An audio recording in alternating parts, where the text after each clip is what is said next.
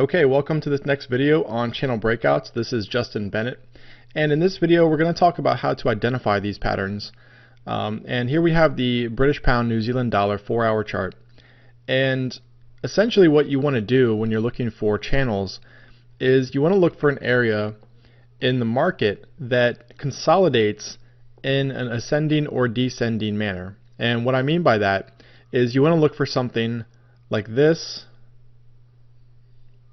or like this. Okay, so you want to look for something that either descends or ascends. Alright, either moves up or down within a broader trend.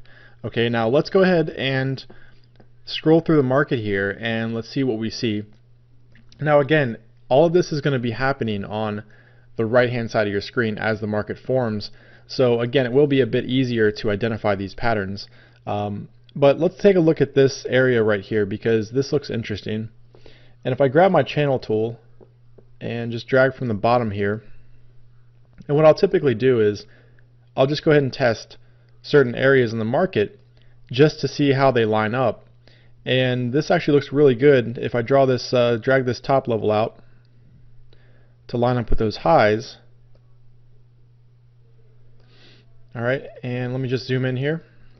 So we can see that we have a really nice channel with two parallel levels, which is exactly what we want to see. So in other words, this level is parallel to this level. And we also have several touches off of support as well as resistance.